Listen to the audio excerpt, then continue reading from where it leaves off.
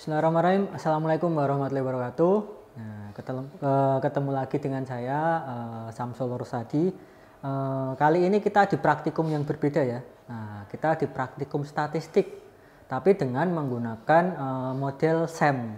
SEM-nya nanti kita pakai yang software AMOS. Nah, sebelum kita praktek kita perlu tahu dulu apa itu SEM. Gitu kan. Nanti kita akan membahas tujuan penelitian kuantitatif itu bagaimana.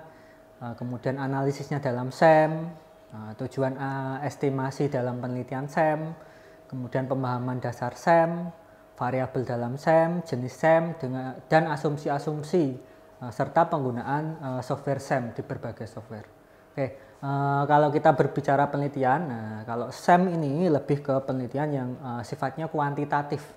Nah, tujuan di sini, tujuan penelitian kuantitatif itu ada dua.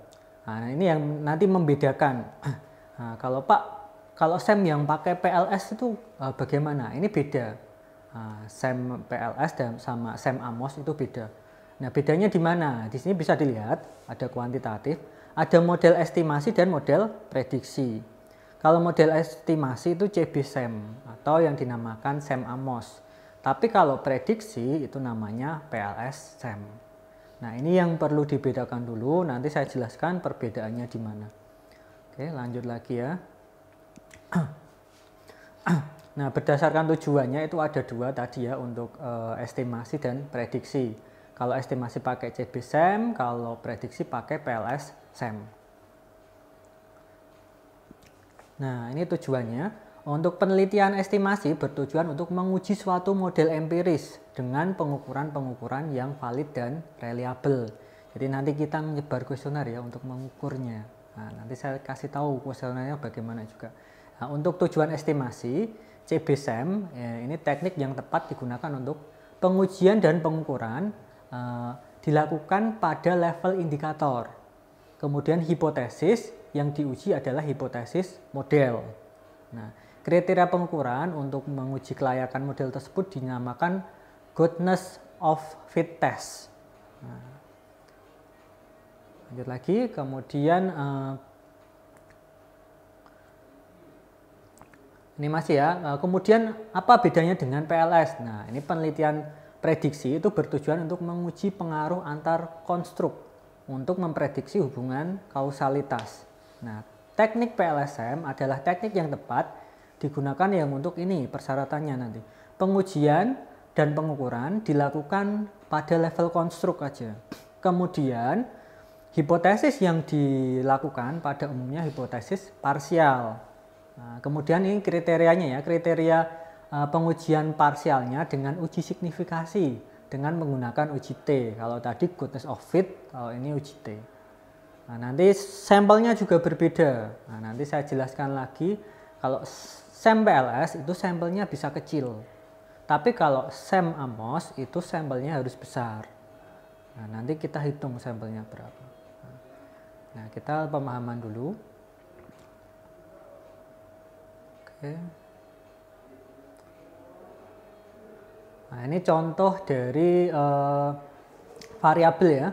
Nah, ini contoh pemahaman dasar SEM itu landasan awal analisis SEM adalah sebuah teori yang secara jelas terdefinisi oleh peneliti. Landasan teori tersebut kemudian menjadi sebuah konsep keterkaitan antar variabel. Nah, di sini hubungan kausalitas antara variabel laten tidak ditentukan oleh analisis SEM, melainkan dibangun oleh landasan teori yang mendukungnya. Ini nanti beda sama PLS. Oke, contohnya di sini kausalitas teori, variabel gaya kepemimpinan dengan variabel kepuasan kerja dan kinerja. Nah, menurut Robert, dalam goal teori leadership itu teori kepemimpinan yang menghubungkan perilaku kepemimpinan dengan hasil berupa kepuasan kerja dan kinerja. Nah, ini teorinya hubungannya.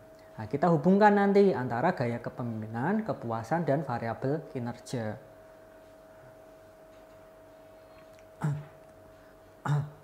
Kemudian contoh lagi ada kausalitas teori. Nah, ini variabel motivasi dengan variabel kepuasan kerja. Nah, di sini motivasi adalah pemberian daya penggerak yang menciptakan kegairahan kerja seseorang agar mereka mau bekerja dengan segala daya upaya untuk mencapai kepuasan. Jadi ada hubungannya, kausalitas antar teori atau variabelnya. Nah, ini variabel laten, itu variabel yang tidak bisa diukur secara langsung dan memerlukan beberapa indikator sebagai proksi. Jadi nanti kalau kalian buat yang namanya pengukuran variabel di penelitian data sekunder, itu setiap variabel ada indikatornya. Itulah yang digunakan untuk pengukurannya. Kemudian variabel tidak dapat diukur atau diobservasi secara langsung, tetapi melalui indikator atau manifest variabelnya. Nah, ini dapat berupa variabel eksogen, endogen, ataupun variabel moderating maupun variabel intervening. Nah, ini sudah dijelaskan ya di metodologi. Nanti kemudian variabel laten dalam SEM variabel tersebut dengan istilah laten, konstruk atau tidak teramati. SEM mempunyai dua jenis variabel, ada variabel eksogen dan endogen. Yang kedua moderating sama intervening. Ini sama seperti yang lain, itu ada variabel bebas dan variabel terikat, dependent dan independent. Tapi penyebutannya namanya eksogen dan endogen kalau di SEM. Nah, ini ya. Variabel laten eksogen itu variabel bebas. Dalam SEM variabel laten eksogen dikembangkan dengan psi. Sedangkan variabel endogen itu dilambangkan dengan eta. Nah, ini lambangnya aja ya. Ini kita bisa lihat di prakteknya. Kemudian variabel laten dalam bentuk garis ini nanti menghubungkan ya antara variabel laten eksogen dan endogen. Nanti di mana garisnya itu akan berbeda anak panahnya. Ada hubungan dua arah dan satu arah. Kalau variabel laten endogen itu satu arah, kalau eksogen itu bisa dua arah dengan variabel sama eksogennya nanti. Kemudian ada variabel manifest observe. Nah, di sini observe variabel sering disebut juga dengan istilah variabel manifest atau indikator atau variabel teramati. Nah, observe variabel merupakan variabel yang dapat diukur secara langsung. Jadi nanti diukurnya melalui apa? Indikator. Kita memakai yang namanya kuesioner. Oke, lanjut aja.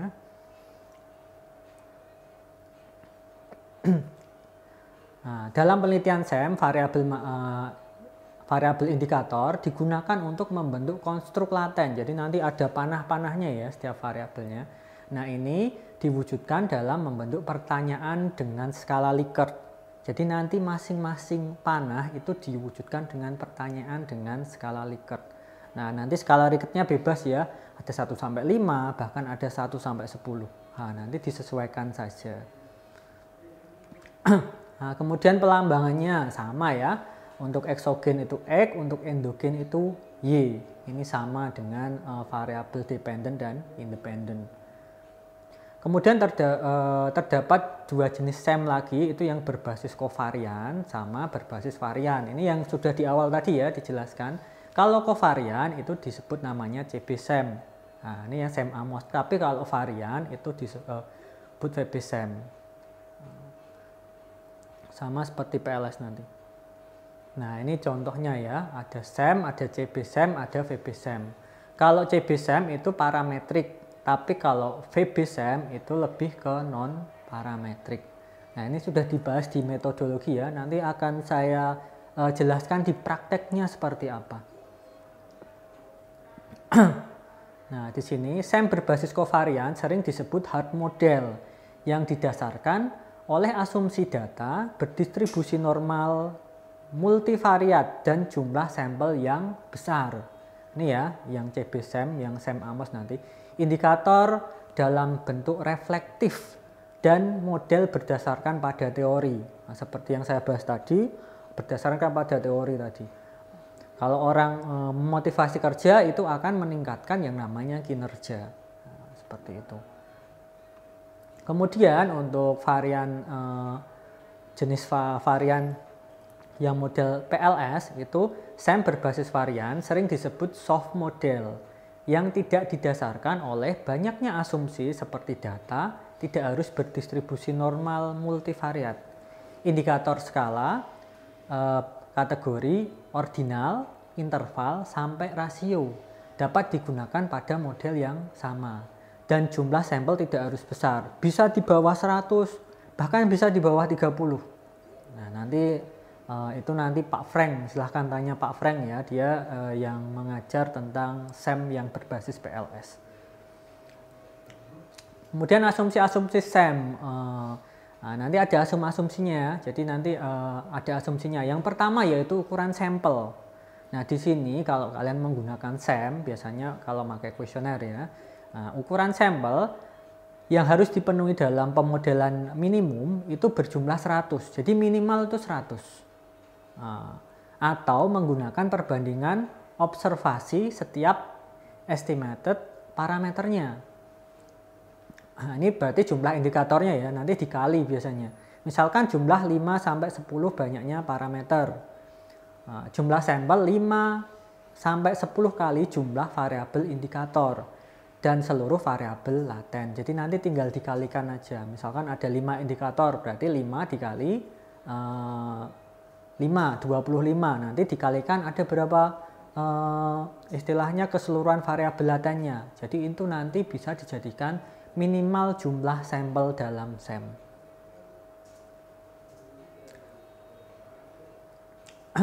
Nah, ini contohnya ya. Nah, contohnya ini 5. Nah, ini aja sudah langsung aja. Kemudian yang asumsi kedua ini ada namanya asumsi normalitas dan linearitas. Normalitas ini berkaitan dengan sebaran data, harus dianalisis apakah memenuhi asumsi normalitas dan linearitas. Sebaran data harus memenuhi asumsi normalitas atau hubungan antar estimated parameter yang bersifat linear. Nah, nanti ujinya ada melalui gambar histogram dan uji linearitas melalui scatter plot dari data. Nah, ini harus terpenuhi dulu sebelum melakukan uji godness of fit. Yang kedua, kemudian ada yang selanjutnya lagi ada outlier. Nah, outlier adalah observasi yang muncul dengan nilai-nilai ekstrim, baik secara univariat ataupun multivariat, yang muncul karena kombinasi karakteristik yang unik yang dimiliki dan terlihat sangat jauh berbeda dari observasi-observasi lainnya. Jadi misalkan kalian menyebar kuesioner, ada yang jawabannya 1, ada yang jawabannya 5, ada yang 1, 2, 5. Itu nanti bisa dilakukan namanya outlier atau bisa dibuang datanya untuk mendapatkan asumsi, memenuhi asumsi dari SEM. Kemudian yaitu uji selanjutnya yaitu multikolinearitas dan singularitas. Ini mendeteksi munculnya multikol atau singular dari determinan metrik kovarian. Nilai determinan metrik kovarian yang sangat kecil memberikan indikasi adanya problem multikolinearitas atau singularitas, sehingga hal yang perlu dilakukan adalah mengeluarkan variabel yang menyebabkan hal tersebut. Jadi nanti kalau misalnya nggak sama, bisa dikeluarkan variabelnya atau dihilangilah salah satu pertanyaannya atau indikatornya atau menyebar kuesioner lagi. Nah, kemudian ada ukuran sampel dalam SEM. Nah, ini ada namanya teknik minimum likelihood estimation atau ML. Dapat digunakan untuk sampel yang berkisar 100 sampai 200 sampel. Nanti pakainya teknik ini ya. Kemudian ada juga yang teknik generalized square estimation atau GLS. Ini dapat digunakan untuk sampel yang berukuran 200 sampai 500. Jadi semakin banyak nanti tekniknya bisa digunakan beda. Untuk apa? Untuk meloloskan uji asumsi-asumsi yang ada di SEM. Kemudian untuk ukuran teknik asymptotal distribution free estimation itu menggunakan sampel yang sangat besar. Ini berada di atas 2.500 sampel. Jadi ini sangat besar ya. Untuk skripsi jarang-jarang nanti. Nah, kalau untuk kelas S2, S3 mungkin menggunakannya ini. Kemudian manfaat dari SEM itu membangun model penelitian dengan banyak variabel. Yang pertama, yang kedua, dapat meneliti variabel atau konstruk yang tidak dapat teramati atau tidak dapat diukur secara langsung. Yang ketiga, menguji kesalahan pengukurannya untuk variabel atau konstruk yang teramati. Kemudian yang keempat itu mengkonfirmasi teori sesuai dengan data penelitian. Yang kelima, dapat menjawab berbagai masalah riset dalam suatu set analisis secara lebih sistematis dan komprehensif. Kemudian yang keenam, lebih ilustratif, kokoh dan handal dibandingkan model regresi ketika memodelkan interaksi, nonlinearitas, pengukuran error, kemudian korelasi error terms, dan korelasi antar variabel laten independen berganda. Kemudian yang ketujuh, digunakan sebagai alternatif analisis jalur atau path analisis ya biasanya. Nah ini kita nggak hitung lagi nanti. Atau analisis runtut waktu time series yang berbasis kovariat. Nah, kemudian yang kedelapan, melakukan analisis faktor atau jalur dan regresi. Ini bisa menggunakan SEM. Kemudian yang kesembilan, mampu menjelaskan keterkaitan variabel secara kompleks dan efek langsung maupun tidak langsung dari satu atau beberapa variabel lainnya. Kemudian memiliki fleksibilitas yang lebih tinggi bagi peneliti untuk menghubungkan antara teori dengan data. Nah, ini ada beberapa software ya yang nanti bisa digunakan. Ada model covariant based SEM atau CB-SEM ya. Ini nanti yang akan kita pakai yang AMOS. Bisa pakai Listrel, EQS atau M+. Itu yang pakai ini ya, CB-SEM atau covariant based. Tapi kalau variant based atau VB-SEM itu pakainya nanti bisa ini Tetrad atau PLS, Smart PLS, PLS PM, Smart PLS, GSCA, Visual PLS. Nah, ini nanti yang bisa dipakai. Kalau di praktikum statistik nanti kalau sama Pak Frank itu yang PLS-SEM. Kalau saya yang SEM AMOS. Nah, nanti kita memakai AMOS seri 18. Biasanya nanti dia softwarenya jadi satu dengan SPSS, tapi sekarang untuk SPSS yang 25 itu nggak ada. Nanti saya pakai IBM SPSS yang 23 itu plus AMOS 18. Nanti untuk downloadnya nanti bisa saya share linknya, kemudian di download, diinstal, baru kita mulai menggunakan bagaimana operasi AMOS dalam mengoperasikannya dalam software. Nah, cukup itu saja untuk selanjutnya yaitu instalasi. Silahkan ini saya kasih linknya, mungkin bisa di download, silahkan diinstal di laptop kalian masing-masing. Silahkan diinstal dulu, nanti kalau ada kesulitan silahkan menghubungi saya sama asisten. Untuk pertemuan hari ini cukup itu saja. Untuk pertemuan minggu depan kita sudah memulai praktek dengan menggunakan AMOS. Itu aja dari saya.